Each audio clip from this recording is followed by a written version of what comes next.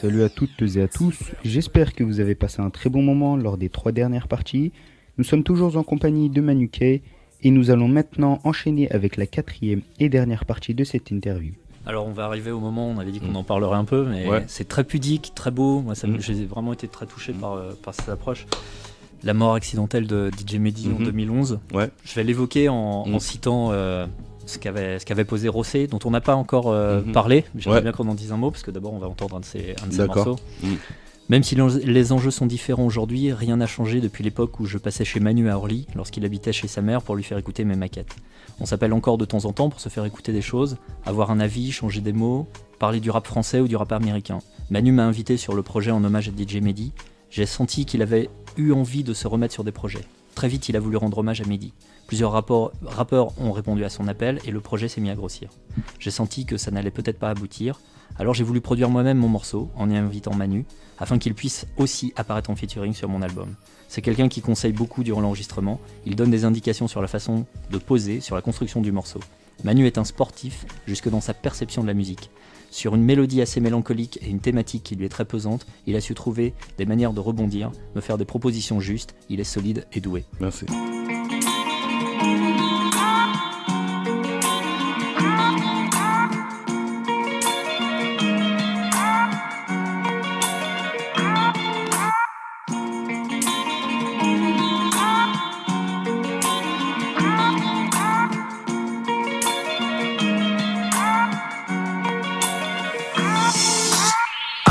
Une goutte de magie qui finit par litre, enrichit l'asique. Magique, partie jouée vers les cieux du grand arbitre. Dur d'en parler en restant pudique, j'abdique. Préfère laisser la musique jouer son rôle magique, je m'applique. Magique, loin des jugements, loin des cases, loin des uniformes. Magique, il manquera dans chacune des bases le grand Lucky Boy. Pour certains un exemple, pour d'autres une idole. Magique, multi-atmosphérique, multi-style, multicode. Je m'applique, je vois, je crois que la musique a de quoi saluer quelqu'un de poids, offrant la patte et le choix et le groove au fond de soi. Des fois, tellement dégoûté de voir le game que je rappe les yeux cernés, tellement essoufflé de voir le rêve que je rappe les yeux fermés. Des fois le groove me fait des signes, mon style fait l'effet clean. Les chinchottes ont une épine, au pied moi le pied dans les épines. Je pense à la magie du son qui a fait monter l'estime. Impossible aujourd'hui comme avec un cure-dent de faire de l'escrime. La lumière du studio est allumée, le son est parfumé. De MC affûté, maîtrisant toute la faculté. Tu sais, bon son est notre baromètre, on l'utilise pour nos rêves. Tellement de plans sur la comète que la NASA nous observe. T'as beau faire du son pour l'oseille, on a trop de respect pour l'oreille. Sentimental comme tout rappeur hardcore qui rêve d'être sous soleil.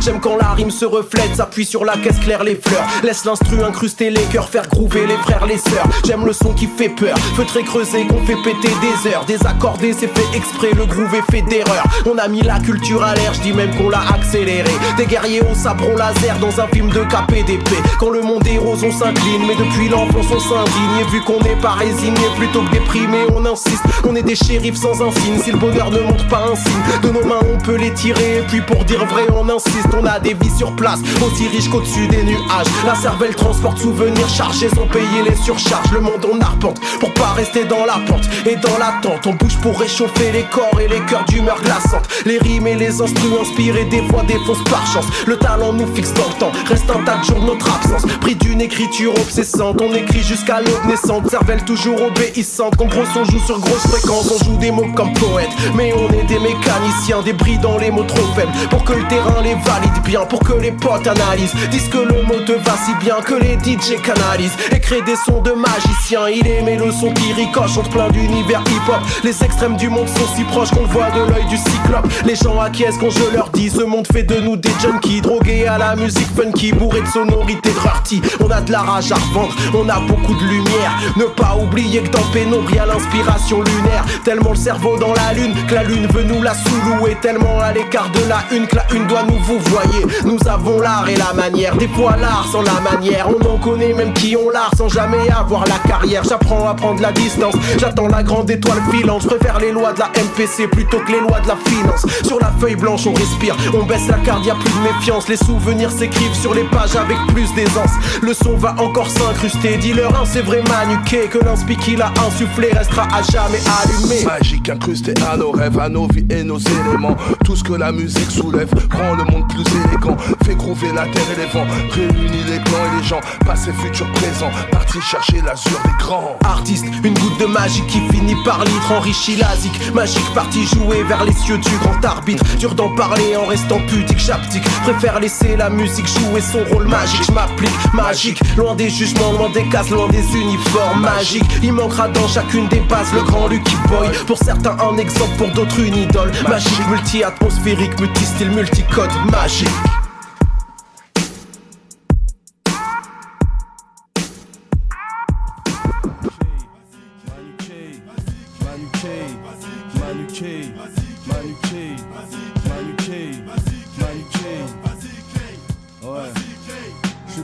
Alors, on est encore là, en présence de Manuké, yes. Aymen, Moumine et Sefedine, l'homme de l'ombre, Sefedine. Et avec Thierry, pour continuer justement là sur la 4e partie. Thierry, c'est à toi. Donc on va aborder l'autre partie de ta carrière cette fois. Ouais. On l'a à peine évoqué dans la présentation. D'ailleurs on peut rebondir sur ce que disait Rosset dans la phrase, dans son témoignage issu du livre Les liens sacrés.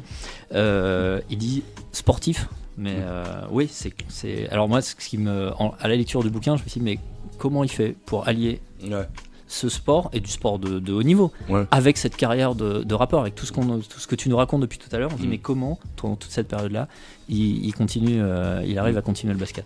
C'était ces deux passions qui m'unissent dès que je suis petit. Voilà, j'aimais le basketball, comme tout jeune j'ai fait du foot avec 2 bouteilles d'eau, 2 chaussures et des buts. Voilà, on faisait des buts avec ça. Et puis après il y a le basket qui vient parce que c'est un gymnase qui habite j'habite près du gymnase et je découvre ce sport, voilà, qui est un sport spectaculaire où il y a de la sensation, où il y a de l'adrénaline. Et je suis pris de passion par ce sport, notamment quand je découvre la NBA chez mon entraîneur à l'époque, où il avait déjà Canal+, et il nous avait invités à regarder des playoffs. Et fan de Magic Johnson, parce que c'est le premier joueur que je vois avec sa grande carrure, et voilà, ces segments assez longs et qui étaient meneurs de jeu. Donc c'était une chose très très rare à l'époque. Et voilà, moi après je fais du basket dans ma ville, à Orly. Et j'allais avec la musique tout naturellement parce que j'allais le soir au basket dans les entraînements. Et après on avait studio le soir même.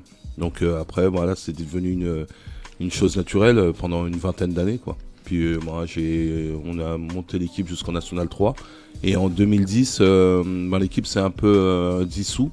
Et le club m'a demandé de reprendre l'équipe, de reconstruire une nouvelle ère autour de ça. Et puis moi, j'avais aucune connaissance de l'entraînement. Donc je commence une année, puis j'ai pris goût pour l'enseignement. J'ai entraîné des petits dans la même ville, j'ai entraîné des seniors. Et ça m'a pris. Puis on est monté sur 2 années de suite. Et le club m'a dit, il va falloir commencer à passer des diplômes parce que vous montez en régional. Et puis j'ai dit ouais, vas-y, on y va, on retourne à l'école, on va sortir les cahiers, c'est reparti. Et au fur et à mesure, voilà, j'ai passé un diplôme, 2 diplômes, après mon CQP, qui est un qualification professionnelle, ce qui permet d'être rémunéré contre des heures de travail. Et puis l'année dernière, j'ai passé un DEGEPS, un diplôme d'état de la jeunesse et des sports à Chalon-sur-Saône. Et voilà, et puis voilà, ça fait maintenant 10 ans que j'entraîne. Et j'ai fait en parallèle, j'ai fait de la musique. Voilà. Mais alors en plus meneur de jeu, un peu comme dans le comme Magic, exactement. Ça. Et exactement comme dans le rap, repéreur de talent aussi. Alors. Ouais, découvreur de talent, parce que dans ce même gymnase qui s'appelle Robert Desnos, qui est un gymnase assez mythique à Orly, c'était un. Ah oui, si tu peux nous en dire un mot de l'ambiance des matchs. Ouais, voilà, j'allais y venir. C'était un gymnase, même quand tu perdais, tu gagnais, quoi. Parce que il y a ce petit parking. Déjà, il y avait une chose, c'était les gens c'était un gymnase qui était autour des quartiers. Et, par rapport aux plaques d'immatriculation, tu peux te faire casser les vitres ou crever les pneus, quoi. C'était pas du 94. Et il y avait c'était très très dur de venir gagner à Orly parce qu'il y avait une ambiance, il y avait une ferveur, il y avait des encouragements assez provocateurs à la mi-temps, pendant les matchs, pendant les lancers francs. Et ça a duré pendant une 20aine d'années. C'était très très dur de venir gagner Orly. Et après, tout le monde allait sur le terrain à la fin du match et tout. Et il y a eu plusieurs échauffourées, notamment avec différentes villes. Et voilà, et après, des gens se passaient le mot, quoi. Allez à Orly, ah, quoi, vous allez à Orly? Non. Il y a eu plusieurs forfaits, tout ça. Et les gens avaient peur, notamment parce qu'ils savaient que les gens arrivaient, le gymnase était déjà plein. Voilà, surtout à l'époque quand on jouait, quand il y avait l'ambiance Mafia Quinfri, l'arbitre il arrêtait souvent la rencontre parce que les mecs ils venaient avec un poste et l'arbitre il voulait pas de musique pendant que les joueurs ils jouent. Donc ils arrêtaient la partie, puis moi j'allais calmer, je disais non vas-y laissez faire. Et puis il y a eu cette ambiance qui était longtemps exceptionnelle et voilà ce gymnase qui est mythique Robert Desnos, c'est quand je jouais encore, je découvre ces jeunes, un petit jeune qui s'appelle Lao Konaté, qui a 12 ans à l'époque. On me dit de reprendre l'équipe, je découvre Ludovic Negrobar, Magali Menzi qui arrive après chez les Féminis. Et tous trois aujourd'hui sont en équipe de France et ils sont professionnels dans différents clubs. Et voilà, c'est une fierté de les avoir accompagnés pendant une dizaine d'années. Et puis voilà, aujourd'hui, ils vivent de leur passion et puis je suis fier, je les ai inspirés, ils m'ont inspiré dans ce qu'ils savent faire dans le plus naturel, quoi. Et aujourd'hui, donc, tu es coach assistant à Vanves. Voilà, coach assistant à Vanves sur la Nationale 1, qui est le 3e niveau professionnel en France. Et voilà, mais c'est assez particulier avec le Covid, donc on a des déplacements assez qui s'enchaînent.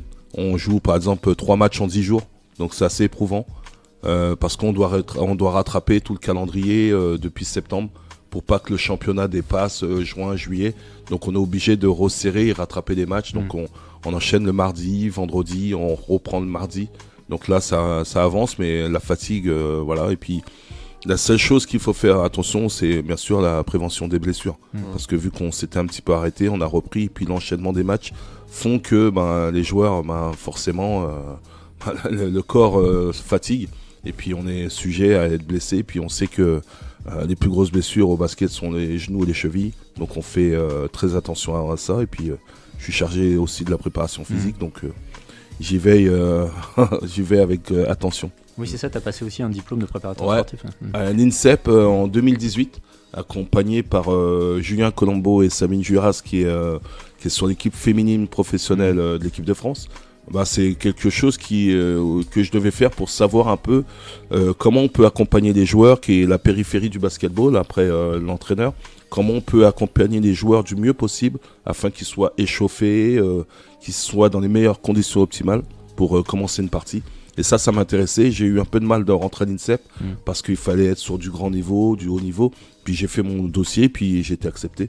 Et puis j'en ai bavé parce que c'est un métier exceptionnel qui demande des ressources avec des physios, ça rentre dans les kinés. Puis je me suis accroché, puis j'ai eu mon diplôme, mais c'est pas ce qui nous fait être préparateur physique professionnel, c'est juste des bases en fait. Et après avec ces bases, on va continuer on va continuer nos recherches, on va continuer à progresser. On demande. Moi, je connais aussi des entraîneurs et des préparateurs physiques professionnels. Je me réfère à eux quand je suis un peu perdu, quoi. Voilà.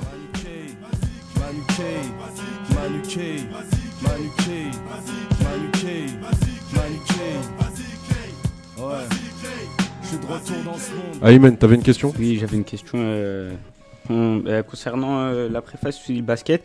Dans la préface, Kerry James, il dit comme quoi vous êtes timide. Et je voulais demander en gros, est-ce que sur le basket, cette timidité, sur le terrain par exemple, elle se dégageait ? C'est une autre forme. C'est une autre forme sur le terrain parce qu'il y a une adrénaline. Il y a un moment où voilà quoi, il faut sortir des chevaux, quoi, tu vois.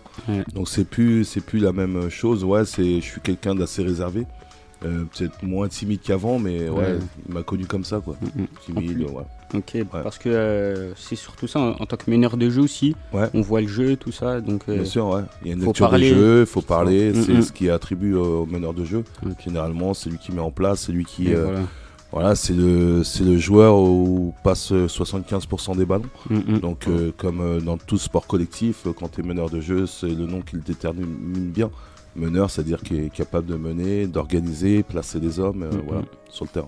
Et à la mi-temps ou un truc comme ça, vous parlez des fois? Ouais, ça m'est pas arrivé énormément, mais avec l'expérience, ouais, j'ai appris à parler, j'ai appris à coordonner les équipes, et c'est ce que je fais aujourd'hui en tant qu'assistant.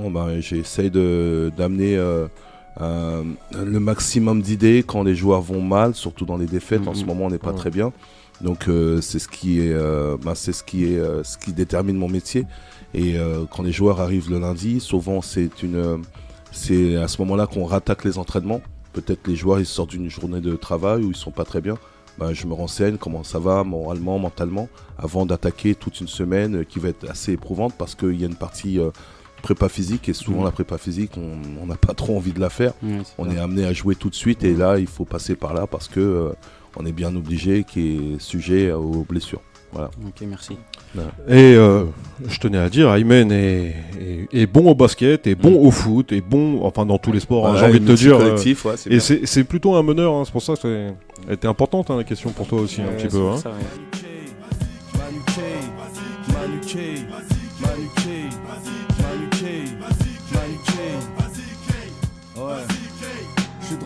Là, on arrive un petit peu à la fin. Une question simple. Ouais. Pourquoi ce livre ? Ce livre, on va dire, c'est une partie de l'héritage, c'est une pièce d'or, c'est quelque chose qui on va laisser, j'espère, des traces. Et moi, j'avais envie surtout ça venait de moi-même, de faire, de dire, voilà, comment je vois la vie depuis 25 ans.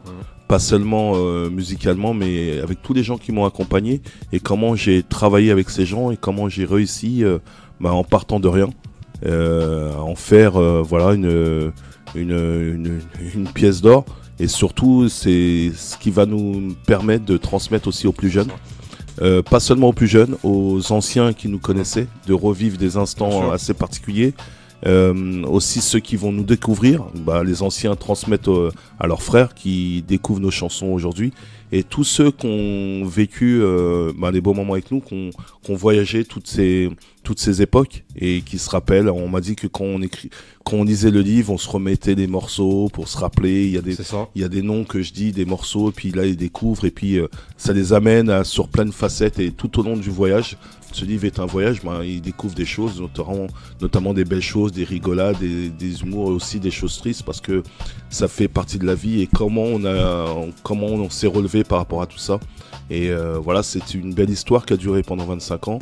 Et on est parti de rien, on est monté dans des J9, on allait faire des concerts, et puis jusqu'à Bercy, jusqu'à des... Voilà quoi.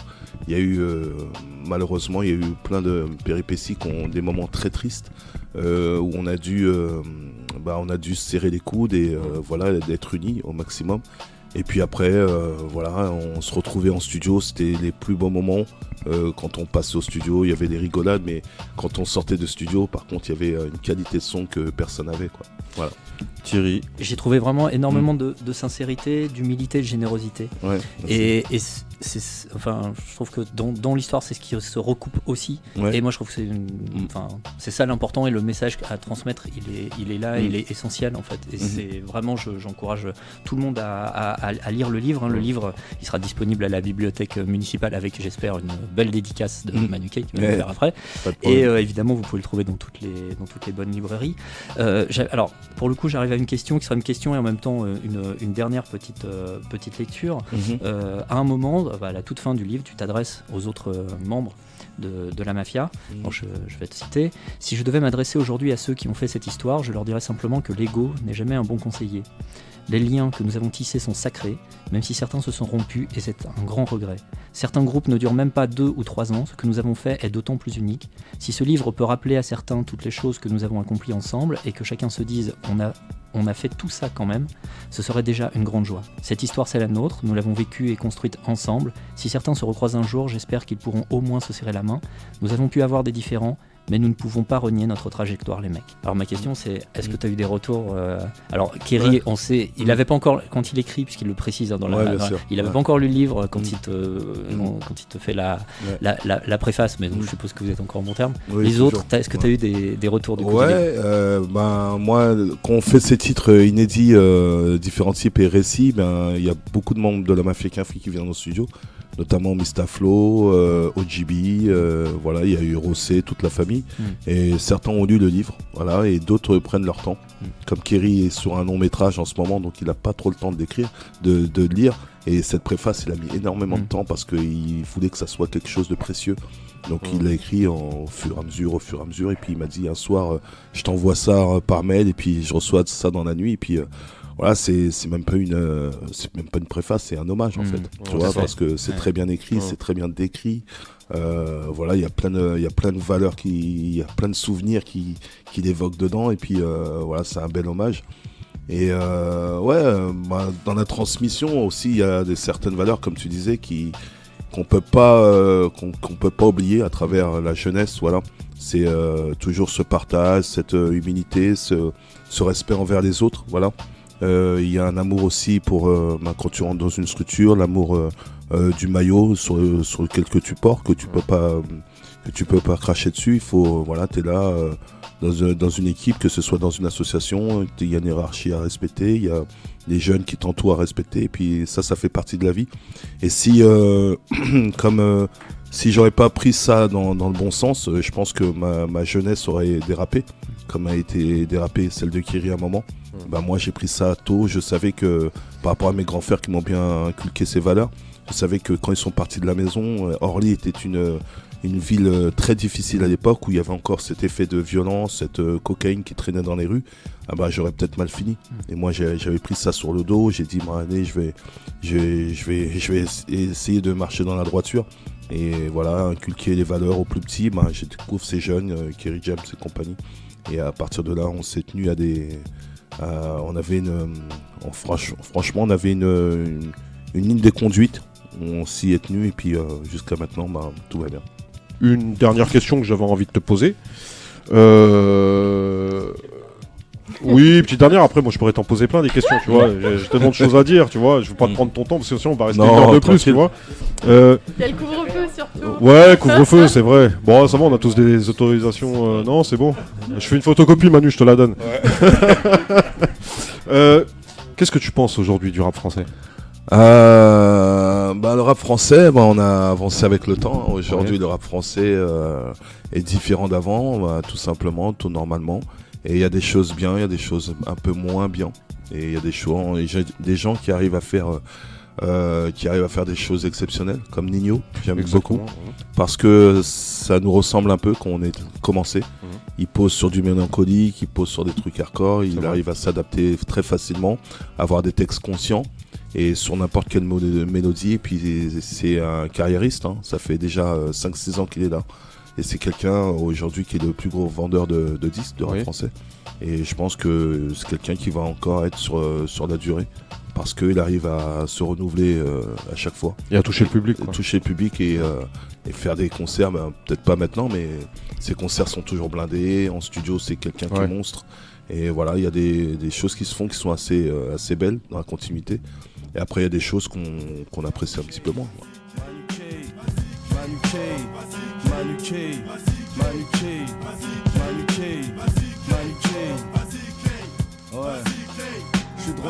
Alors, Madame Sadiki Hassana, maire adjointe du sport et de la culture, avait une question. Bonjour Manuké. Bonjour. Je tenais tout d'abord à te remercier de la part de la ville de Valenton. Merci. Pour nous avoir fait l'honneur de venir nous voir. À titre personnel, je suis super contente de te rencontrer parce que justement, tu viens nous parler de ton livre et de ce collectif qui est la Mafia Cafri qui a bercé ma jeunesse. J'ai eu la chance justement de pouvoir terminer ton livre la semaine dernière. D'accord. Je voulais dire que j'ai passé un super bon moment. Je me suis pas ennuyée du début à la fin. D'accord. Je regrette pas qu'on ait pu opter sur cette version d'interview. Parce que c'est vrai qu'au départ, c'était pas comme ça qu'on avait imaginé ta venue à Valenton. Ouais. Mais bon, le contexte sanitaire en a voulu autrement. C'était une première qu'on a expérimentée et je remercie toute l'équipe. Bravo à vous pour la qualité de cette interview. J'avais, parce que là, c'est vrai que je me suis pris au jeu de l'interview. Et j'ai donc une question à te poser. Ouais. J'ai lu dans le bouquin qu'il y avait une date qui t'a marqué, donc qui est la date du 13 février. Donc c'est un mois particulier pour toi. Je parle du décès de ta maman. Voilà. Ouais. Ça a été un moment charnier dans ta vie. Parce que voilà, on n'en a pas beaucoup parlé. C'est vrai qu'on a parlé que de tes passions, donc la musique et le sport. Mais t'es passé par des moments difficiles. Voilà, t'as traversé des moments difficiles.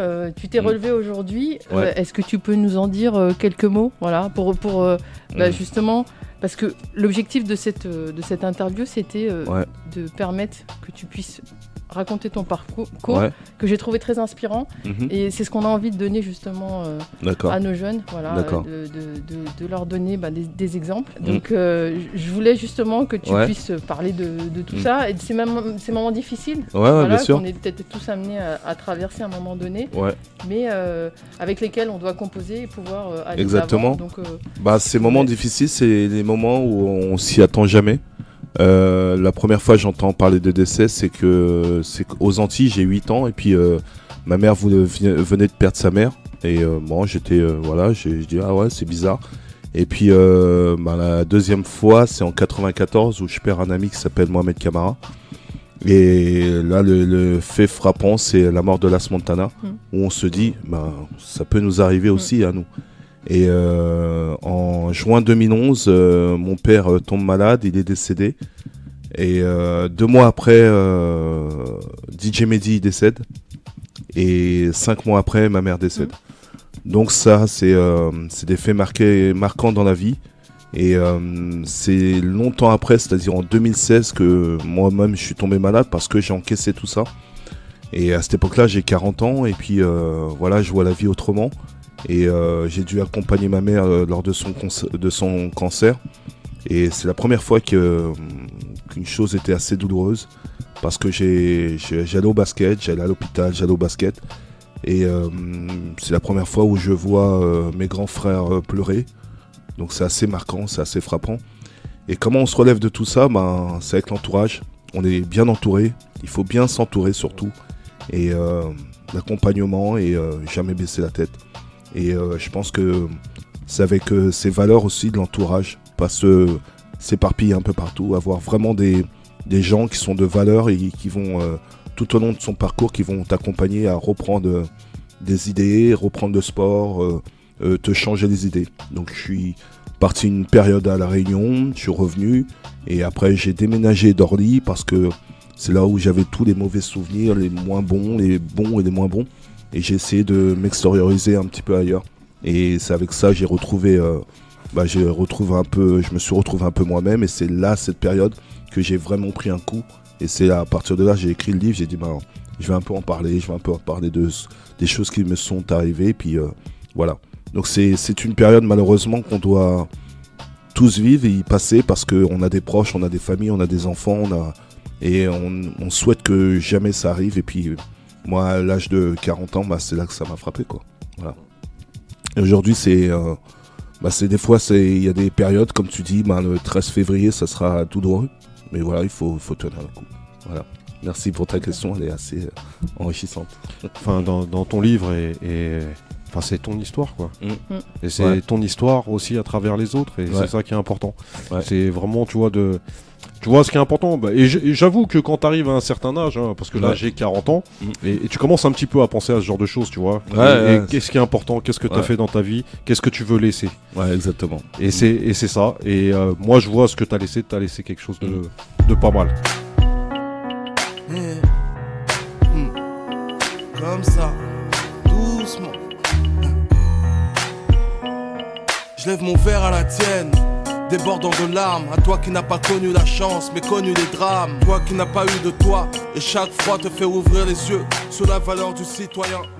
On arrive à la fin, Manu. Ouais. Franchement, on a passé un super moment. Moi aussi, j'ai passé un bon moment. 2 heures, vraiment agréable. Franchement, moi, on peut rester jusqu'à ce soir, il n'y a pas de problème. Parce que même dans la discussion, tout ça, tu vois, t'es un mec sympathique, j'ai envie de te le dire, je te le dis tout simplement. Manu K, je vais te laisser conclure justement. Ouais, voilà, c'est un petit texte que j'ai écrit, pour un peu que les gens sachent c'est quoi les liens sacrés. Donc je vais vous le lire, ça dure 30 secondes, voilà. Les liens sacrés de Manu K, paru récemment, n'est pas un livre de rap, c'est un livre sur le rap. La nuance est de taille, son ouvrage utilise la thématique du rap pour parler de résilience, pour transmettre à toute la jeunesse désœuvrée, qu'elle vienne de nos banlieues les plus chaudes, de nos centres-villes les plus froids ou des milieux ruraux, à l'abandon de la camaraderie, de la fidélité, l'honneur, la détermination, finalement la simple envie d'y croire, sont des valeurs qui permettent non seulement de transcender toutes les conditions de vie dramatiques, mais sont aussi des facteurs fondamentaux à la base de toutes les cohésions intimes et collectives, individuelles et familiales. Non, Manu K n'a pas écrit un livre de rap, mais un manuel de survie dans un monde violent, individualiste et désespéré. Un monde de plus en plus fou et de moins en moins enclin à l'élan collectif qui nourrit le seul sentiment capable de changer pour de bon la trajectoire d'une existence morne, l'espoir. Voilà. Merci Manu. Merci. Comment vous dire merci, être là quand il plus qu'une famille, partager nos rêves, les pleurs, les rires, mes amis, mes frères.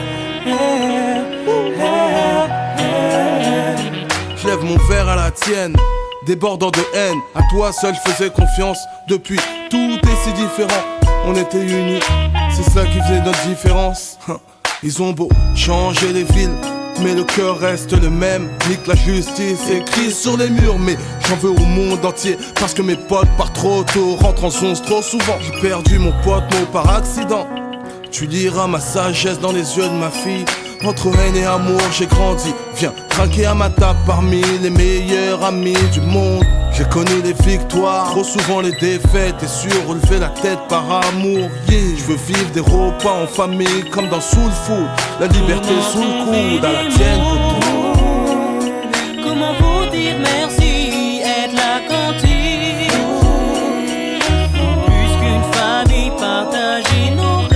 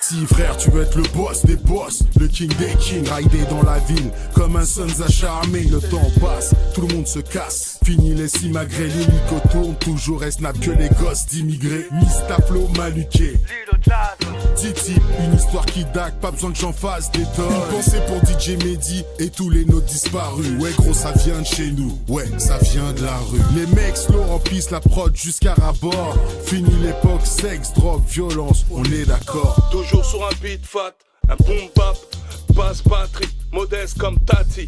J'exporte Mazik, tout dans le classique. Paris est magique. Platine, Cafri, d'Orly à Brazzaville. On représente les nôtres pour la vie. On sera jamais comme les autres, c'est la vie. Mais quoi qu'il se passe, loin d'ici, on a toujours la rage et l'envie. On représente les nôtres pour la vie. On sera jamais comme les autres, c'est la vie. Mais quoi qu'il se passe, loin d'ici, on a toujours la rage et l'envie. En croisade comme un templier, j'ai estampillé les liens sacros sans mêler, le rap a plié, ployé, sous le poids de mes types, ma banlieue a vrillé, broyé, roulant à contre-sens et de mon art un destin lié, resserrer les rangs pour la gloire de nos gens, tandis que nos bandits font la foire, ma team traverse le temps, je voyage en business class, du lourd dans la soute, je parle en eux avec des dollars et des mecs qui dessoudent, légendaires comme Massoud, je rallie mes troupes, des quartiers populaires de France et Navarre à Beyrouth. On représente les nôtres pour la vie, on sera jamais comme les autres, c'est la vie. Mais quoi qu'il se passe, loin d'ici, on a toujours la rage et l'envie. On représente les nôtres pour la vie, on sera jamais comme les autres, c'est la vie. Mais quoi qu'il se passe, loin d'ici, on a toujours la rage et l'envie. En mode guerrier urbaine, ma rime baigne dans une mare d'essence. Mon hip-hop saigne, alors je signe de toute mon arrogance. De l'encre rouge coule dans mes veines, comme les ratures de mon cahier. J'ai pris de la chafraine quand ça sature dans mon casier. Papa a fait son job, je suis pas devenu un OG. Les Kaira, les Kosla, génération funky. L'adolescence, la vraie, putain d'époque de fou. Tout démarre de la street, tout commence du zoo. Beaucoup manquent à l'appel, mélancolie de la vie. Tu sais parfois j'y repense, la MJC d'Orly. RER c'est la distance, c'est tant de galères. Maintenant tu sais comment on a fait pour écrire tant de chefs-d'œuvre. Le temps lave les souvenirs, demain est un autre jour. Le son des ruelles grandit, devient le son des faubourgs. La route est longue parce qu'on a choisi d'aller loin. À chaque fois que ça pète, dis-toi que t'as choisi d'aller bien. On représente les nôtres pour la vie, on sera jamais comme les autres, c'est la vie. Mais quoi qu'il se passe, loin d'ici, on a toujours la rage et l'envie. On représente les nôtres pour la vie, on sera jamais comme les autres, c'est la vie. Mais quoi qu'il se passe, loin d'ici, on a toujours la rage et l'envie.